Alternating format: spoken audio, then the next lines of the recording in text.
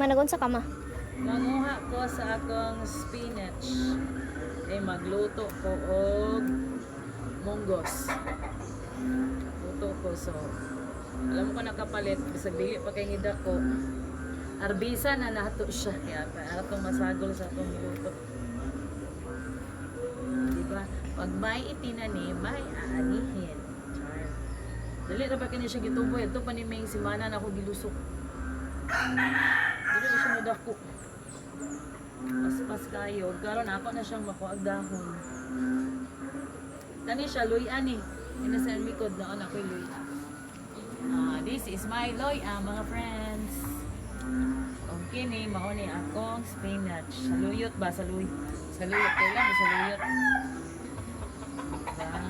Mamulak na siya og daghan. Mulak. Ang dahon ni siya daghan kaya akong gikuan. Kung gikuan sa bilang ng mga bangag-bangag diya kay wa mo gud ni fertilizer kuan man gud. Organic ay nahulog ang dahon. Alam ko sa mga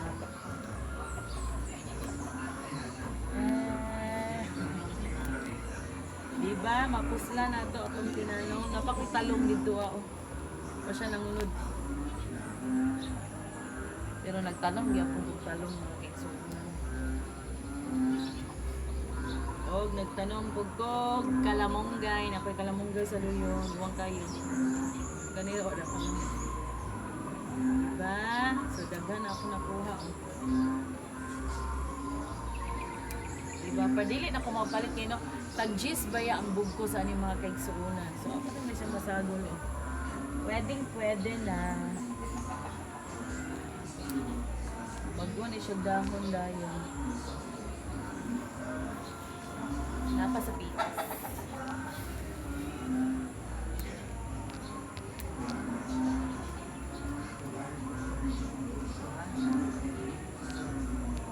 Yeah, diba? Bonggaroch. Gulay. Kung ganina, kung wala pa ko nakapalit og luya, nagplano na kung ibto na ko niya sa kapunuan sa luya. Nakapalit man ko dahil lang sa puspon. Yahan.